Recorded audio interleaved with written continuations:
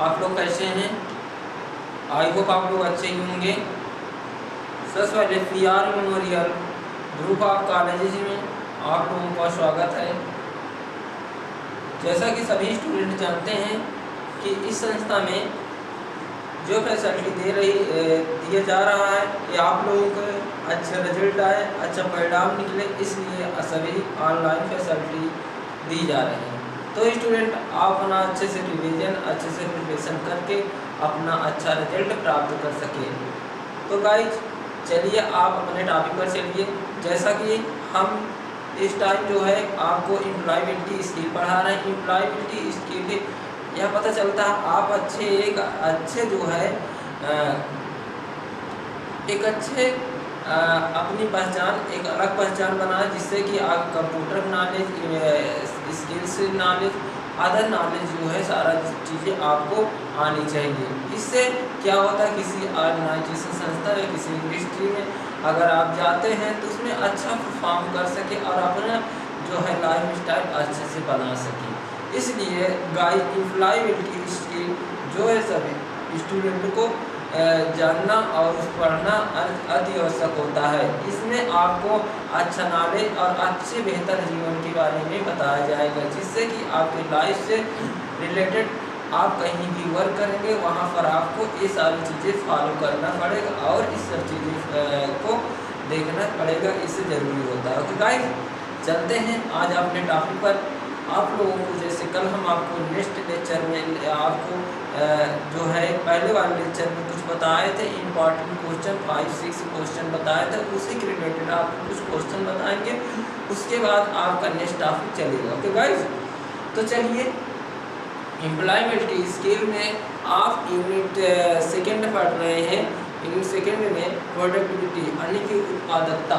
Okay guys, आइए चलते हैं अपने टॉपिक पर। आज हमारा टॉपिक है जो know your the customer, known your customer, यानी कि इसके बारे पहले हम आपको क्वेश्चन करवा देते हैं, यानी कि पहले क्वेश्चन बता देते हैं कि इससे पहले जो है कि 5-6 क्वेश्चन बताए थे, उससे आगे जो है आप लोग बताएंगे क्वेश्चन में जो दिया है उससे बहुत लोग उसका सामना करते हैं और लाइफ में यूज भी होता है। हम बता रहे हैं प्रोडक्टिविटी, क्योंकि प्रोडक्टिविटी के एक कंप्यूटर साइंस के रिलेटेड जो है कि आपको इस डिफिनेशन में बताएंगे कि किस तरीके से आप किसी बैंक में या किसी पैसे की लेन देन और बहुत सी जानकारी आपको देंगे। ठीक है, आइए समझते हैं। पहला क्वेश्चन जो है आप लोग देख रहे होंगे। जो पहला हमारा क्वेश्चन है, यदि कोई अपना पिन भूल जाता है या ATM मशीन में कार्ड जब्त हो जाता है तो ऐसी स्थिति में उसे क्या करना चाहिए? आप सभी लोग जानते हैं बैलेंस निकालने के लिए या विड्रॉल करने के लिए तो क्या होता है, वहाँ पर आपका बैलेंस जो है कि यानी कि ATM को जैसे कि आपको बताया गया है कि पिन भूल गए हैं और ATM मशीन में आपका कार्ड जो है जब्त कर लिया गया है, तो उस स्थिति में आप क्या करेंगे? आपको कुछ दिखेगा नहीं, क्या कर सकते, कुछ सूझेगा नहीं, तब आप क्या कर सकते हैं? तो सर्वप्रथम आपको यही करना है स्टूडेंट कि यदि हमारा ऐसा जो है कि परेशानी आती है तो ग्राहक को जो आप हैं वो उस कार्ड को जारी करने वाली बैंक शाखा से संपर्क कर नया कार्ड जारी करने के लिए आवेदन करना चाहिए। यदि यह कार्ड अन्य बैंक के ATM में जब्त कर लिया जाता है तब क्या करते हैं, तब भी यह प्रक्रिया अपनाई जा सकती है और अपनाई जाएगी। यदि किसी भी ATM कार्ड या किसी अदर बैंक में ATM कार्ड आपकी जब्त कर लिए तब भी आप अपने बैंक से संपर्क करेंगे और अपना न्यू कार्ड उसी नंबर उसी सारे सिस्टम पर जारी करेंगे।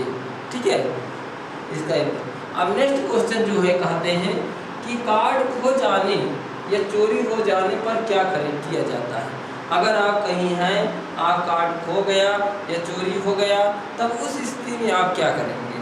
देखिए, जो हमारा कार्ड खो जाने या चोरी हो जाने के संबंध में हम जो होता है कि हम तब ग्राहक को ये कार्ड जारी करने वाले बैंक से अथवा ग्राहक सेवा केंद्र से तुरंत संपर्क कर कार्ड खोने की सूचना देनी चाहिए, ताकि बैंक या ग्राहक सेवा उस कार्ड को ब्लॉक कर सके। अगर ऐसा नहीं होता है तो आपका बैलेंस निकाल सकता है। इसलिए आपका कार्ड अगर चोरी हो गया, खो गया है, तो आप तुरंत नज़दीकी ग्राहक सेवा केंद्र में संपर्क करें, जहां से आपका अकाउंट है उस बैंक में आप तुरंत संपर्क करें। अब नेक्स्ट क्वेश्चन है क्या नगद आहरण की कोई दैनिक, देखिए, क्या नगद आहरण की कोई दैनिक न्यूनतम और अधिकतम सीमा निर्धारित होती है? यदि निर्धारित होती है, किस तरीके से न्यूनतम और अधिकतम सीमा निर्धारित होती है? तो स्टूडेंट, आपको ये भी मालूम होगा, जो नगद आहरण होता है कोई दैनिक न्यूनतम और अधिकतम सीमा निर्धारित होती है।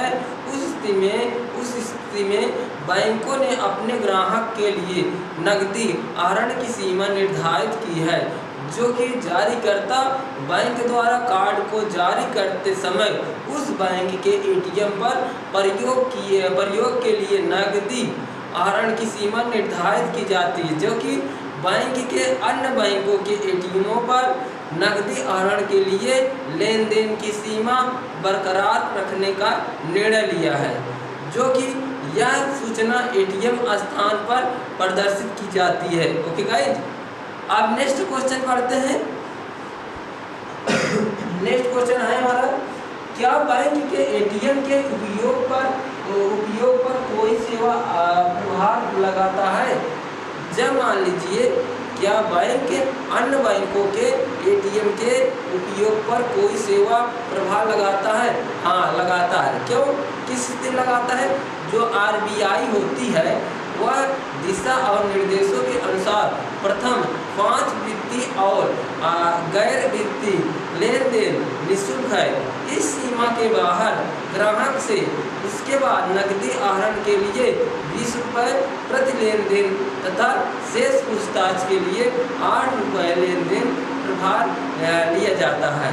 जो वित्तीय लेन देन नकदी आहरण और गैर वित्तीय लेन देन शेष पूछताछ या पिन परिवर्तन या लघु विवरण इस स्थान पर बैंक प्रभार लगाता है। तो गाइस, अब नेक्स्ट क्वेश्चन हमारा क्या है? नेक्स्ट क्वेश्चन ये है, यदि नकदी आहरण की प्रक्रिया के दौरान नकदी संचित न हुई हो तो, लेकिन खाते में से राशि नाम या डेबिट हो जाना जाए तो इस स्थिति में क्या करें? यदि नकदी आहरण की प्रक्रिया के दौरान नकदी स्वीकृति न हुई हो, लेकिन खाते में से राशि डेबिट हो जाए तो इस स्थिति में क्या करना चाहिए? तो स्टूडेंट, इस स्थिति में आपका खाता, आपका अकाउंट जो है उस कार्ड की जारी करने वाले बैंक जहां खाता खुला हो और उसमें शिकायत दर्ज करनी चाहिए। यदि लेन देन अन्य बैंकों के एटीएम से किया गया है, तब यह प्रक्रिया अपनाई जानी चाहिए इस स्थिति में। अब नेक्स्ट क्वेश्चन स्टूडेंट, ठीक है गाइस, अब नेक्स्ट क्वेश्चन ये है कि दिन से अधिक का विलंब होने के कारण ग्राहक किसी मुआवजे का पात्र होगा। देखिए, जब 1 जुलाई 2011 से बैंकों को ग्राहकों की शिकायत या प्राप्त होने की तारीख से 7 कार्य दिवस यानी कि 7 जो है कार्य दिवसों से अधिक की निलंबित अवधि के द्वारा प्रतिदिन ये 100 रुपये ज़्यादा या अदा करना होगा, जिसे उस भत्ते के ग्राहक द्वारा उसी मांग की गई हो। अब नेक्स्ट क्वेश्चन ये है कि यदि किसी मुआवजे पर जमा नहीं किया गया तो ग्राहक क्या करे? ऐसे सभी मामलों के लिए ग्राहक कार्ड जारीकर्ता बैंक की शिकायत दर्ज और बैंक द्वारा कोई कार्रवाई न करने पर यह स्थानांतरित किया जाना चाहिए कि बैंकिंग से लोकपाल में शिकायत दर्ज करा देना चाहिए, ये आवश्यक होती है। आप जानते हैं अपने टॉपिक पर, ये जो टॉपिक है आप लोग दिख रहा है, तो स्टूडेंट बताइए ये जो टॉपिक है नोन योर कस्टमर यानी कि KYC, ठीक है, KYC। अगर इसका देखा जाए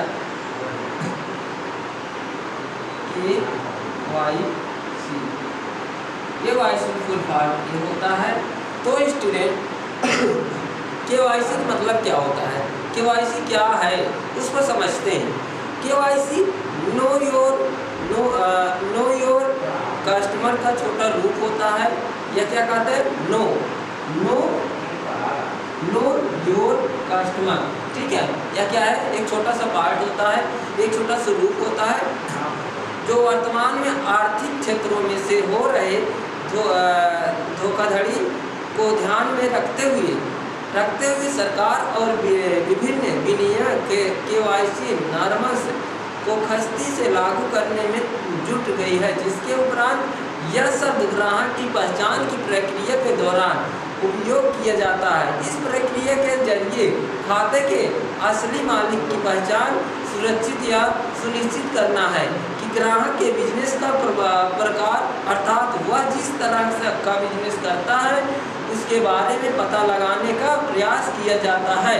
इसके अलावा यह भी जानने की कोशिश की जाती है कि उसके खाते में होने वाले अलग लेन देन या उसके बिजनेस के मुताबिक यह तो नहीं है कि उसके बारे में पता होने से बैंक अपने जोखिम का प्रतिबंध ज़्यादा सक्षम तरीके से कर रही है। इस KYC के गाइडलाइंस का मतलब यह होता है कि जानबूझकर या अनजाने में की जाने वाली आपराधिक गतिविधियों पर मनी लॉन्ड्रिंग का आंशिक लगाना होता है, जिसे बैंक कस्टमर की वित्तीय जानकारी के आधार पर या उसे प्रोफाइल के तैयार करता है, जिससे माध्यम से सोशल फाइनेंशियल या स्टेट बिजनेस का खाता या स्टेट बिजनेस का नेचर, उसके ग्राहक के संबंधित सूचना या बिजनेस और लोकेशन खाता खोलने का उद्देश्य और कारण, इस फंड के स्रोत या मासिक आमदनी या संभावित मासिक किसी निकासी दर जैसे बिंदुओं पर गैर किए गए, जैसे कुछ बिंदुओं पर गैर किया जाता है कि जब संभावित या निकासी किसी ग्राहक के खाते में धन के प्रवाह और उसके व्यवसायिक गतिविधियों के बीच तालमेल कम हो जाता है, तब बैंक आपसे अतिरिक्त जानकारी की मांग कर सकती है। यह केवल उस बात की तथ्य शामिल होती है कि जब तक कि कई खाते का इस्तेमाल मनी लॉन्ड्रिंग या आतंकवादी और किसी आपराधिक गतिविधियों के लिए नहीं हो रहा है, तब इस स्थिति में जो है कि वह KYC के अंतर्गत उपयोग किया जाता है। अब समझते हैं KYC के रजिस्ट्रेशन की आवश्यकता दस्तावेज में कैसे जरूरी है, ठीक है। नोट कर लीजिए KYC क्या रजिस्ट्रेशन की आवश्यकता। नोट करते चलिए स्टूडेंट।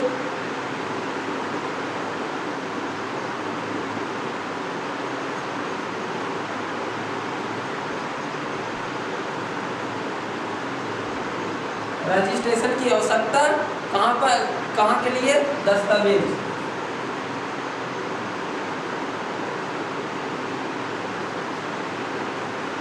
ठीक है, इस स्थिति में क्या करना चाहिए स्टूडेंट, जब हम रजिस्ट्रेशन की आवश्यकता या रजिस्ट्रेशन के लिए दस्तावेज में कैसे KYC करते हैं, तो फर्स्ट स्टेप क्या अपनाते हैं, फर्स्ट स्टेप यह अपनाते हैं कि KYC आवेदन पत्र। नोट के लिए KYC आवेदन पत्र। और दूसरा स्टेप क्या अपनाते हैं, दूसरा स्टेप पासपोर्ट साइज का फोटो।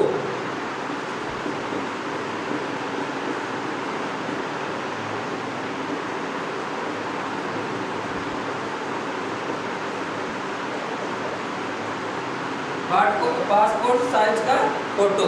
और तीसरा स्टेप क्या रहता है स्टूडेंट, तीसरा स्टेप रहता है पैन कार्ड की फोटो कॉपी एक प्रत का।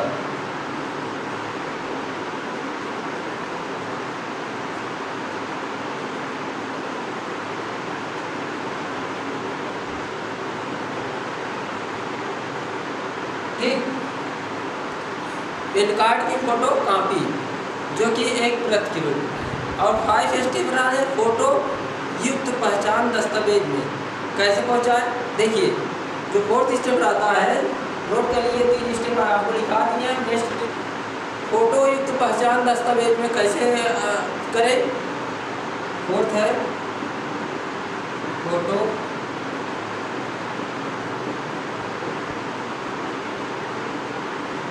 नोट करते चलेगा।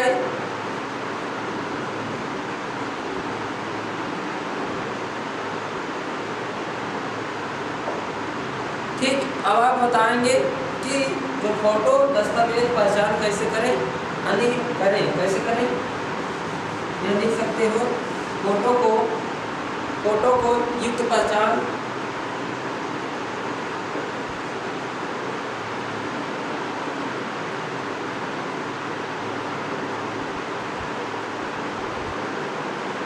इस तरीके से लिख सकते हैं, फोटो युक्त पहचान दस्तावेज। ठीक है, अब देखिए जो जैसे मतदान पहचान पत्र हुआ या ड्राइविंग लाइसेंस हुआ या कर्मचारियों का पहचान पत्र हुआ, इन आज की फोटो प्रति में मूल पहचान पत्र होना अति आवश्यक है। और 5 स्टेप क्या होता है, निवास प्रमाण पत्र। क्या, निवास प्रमाण पत्र।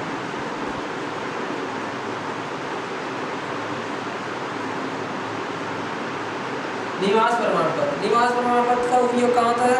निवास प्रमाण पत्र का फोटो युक्त मूल निवास पत्र या बिजली या बेसिक टेलीफोन का बिल, इस तरीके से इन KYC में अपनाने के लिए प्रयोग में लिया जाता है। अब समझते हैं नेक्स्ट जो है इंश्योरेंस। इंश्योरेंस लिखिए, इंश्योरेंस। ठीक है, इंश्योरेंस किसे कहते हैं, किसे बीमा कहते हैं। ठीक है, उसे इंश्योरेंस बोलते हैं। बताइए स्टूडेंट, इंश्योरेंस क्या है।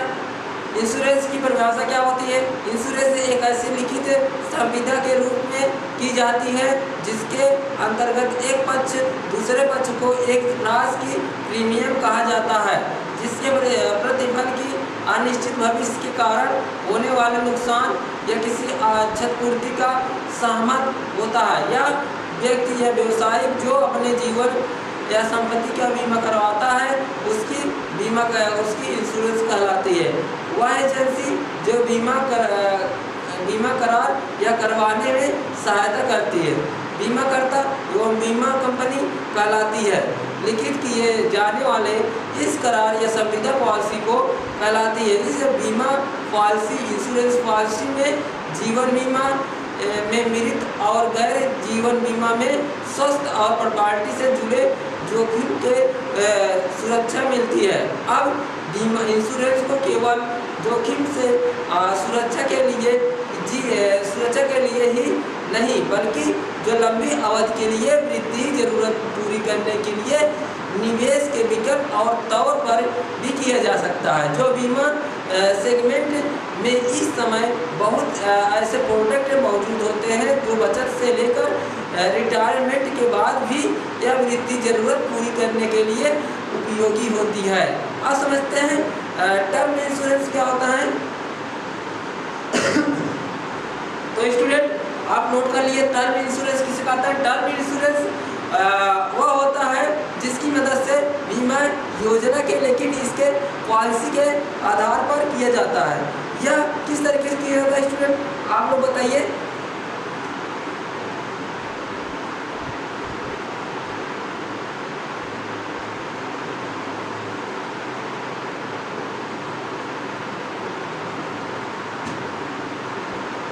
आप लोग बताइए स्टूडेंट, इंश्योरेंस के टर्म इंश्योरेंस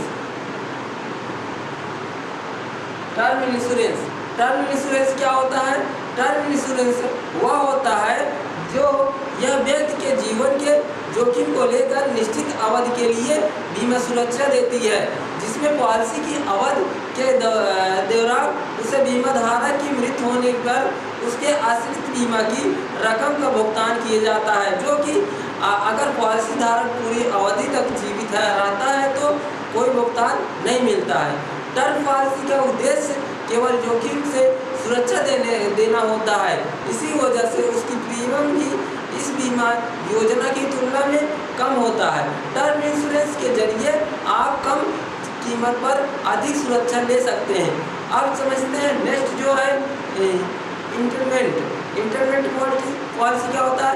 यह टर्म इंश्योरेंस की तरह भी बीमा योजना है, जो कि यह पॉलिसी धारक को अवधि के पूरे होने के या सर्वाइवल के बेनिफिट का भुगतान किया जाता है, जो कि यह निश्चित अवधि के लिए होता है और इसके समाप्त होने पर व्यक्ति को सम इंश्योरेंस के साथ पॉलिसी पर जमा बोनस भी मिलता है। अगर पॉलिसी की मेजोरिटी से पहले व्यक्ति की मृत्यु हो जाती है तो उससे नामांकित की बीमा की रकम अदा की जाती है। जो इंटरमेंट पॉलिसी के प्रीमियम का निवेश बीमा कंपनी सरकारी इंश्योरेंस सिक्योरिटी जैसे कम जोखिम वाले उत्पाद की रकम करती है। इस पर अब होल लाइफ पॉलिसी कैसे होती है। होल लाइफ पॉलिसी जैसे कि नाम से ही जाहिर होता है कि पॉलिसी बीमा धारक को पूरे जीवन के लिए सुरक्षा देती है और उसे मृत्यु हो जाने पर उसके अतिरिक्त लाभ का भुगतान किया जाता है, जो कि पॉलिसी धारक को इसमें जीवित रहने के दौरान कोई भी लाभ नहीं मिलता है। अब बताइए स्टूडेंट, मनी बैंक पॉलिसी क्या होता है।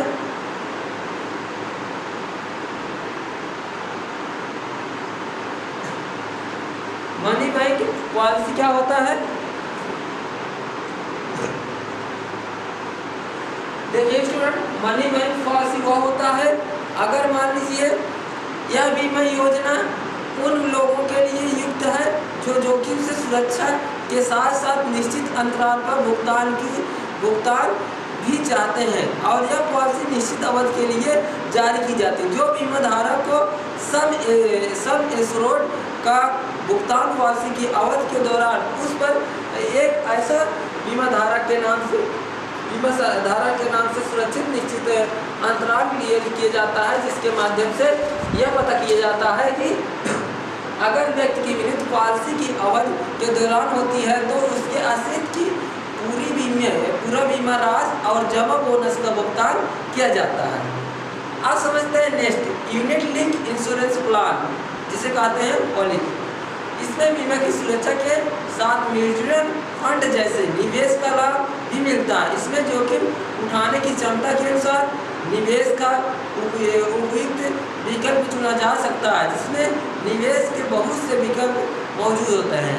इस प्रीमियम का एक हिस्सा मेजॉरिटी चार्ज और अन्य शुल्क में की जाती है, जो कि बाकी द्वारा चुने गए फंड में निवेश किया जाता है। जो यहाँ यूनिट के साथ एक नुकसान इसकी लागत अधिक होना होता है। इस विनिमय के अनुसार अपनी पॉलिसी का शुल्क जो है तय की जाती है कि प्रोडक्ट में लोकप्रियता की काफ़ी बढ़ती होती है। अब जानते हैं पेंशन प्लान। पेंशन प्लान क्या होता है। देखिए, बीमा कंपनियों के दौरान प्लान में आप इस फंड के नौकरी या दौरान किसी नियम के प्रीमियम के अनुसार अगर करते हैं तो इस सिक्योरिटी का बाद में क्या होता है, जमा फंड को एक मासिक पेंशन ले सकते हैं। इसमें यह योगदान या एक मुफ्त भी किया जा सकता है। इसमें पेंशन की अवधि आप अपनी पसंद के अनुसार चुन सकते हैं। अगर बाजार में मार्केट में मौजूद सैकड़ा बीमा पॉलिसी को देखते हुए इनमें से अपने लिए सही पॉलिसी का चुनाव करना एक मुश्किल काम है। इसके लिए आपको अपनी ज़रूरतें और जोखिम को देखते हुए देखना चाहते हैं। आप चाहें तो किसी इंश्योरेंस एडवाइजर या फाइनेंशियल प्लानर की सलाह भी ले सकते हैं। इसी तरीके से आप अपना सारी जो है कि KYC की प्लानिंग और इंश्योरेंस की प्लानिंग कर सकते हैं। ओके गाइज, तो गाइज यहाँ तक आपको जो है एक यूनिट जो है समाप्त कीजिए। प्रोडक्टिविटी का यूनिट आपको आज ये एंड हो गया। अब नेक्स्ट जो है लेक्चर अदर यूनिट पढ़ाएंगे। तो गाइज आप लोग ये यूनिट का अच्छे से रिवीजन कर लीजिएगा और हम आपको जो है इसके कुछ इंपॉर्टेंट क्वेश्चन आप लोग स्टूडेंट ग्रुप में शेयर कर देंगे। ठीक है, तो आप लोग गाइज ये सब चीज़ें अच्छे से क्लियर करके अच्छा से पढ़िए और अच्छा अपना रिजल्ट परिणाम करिए। ठीक है गाइज, ओके।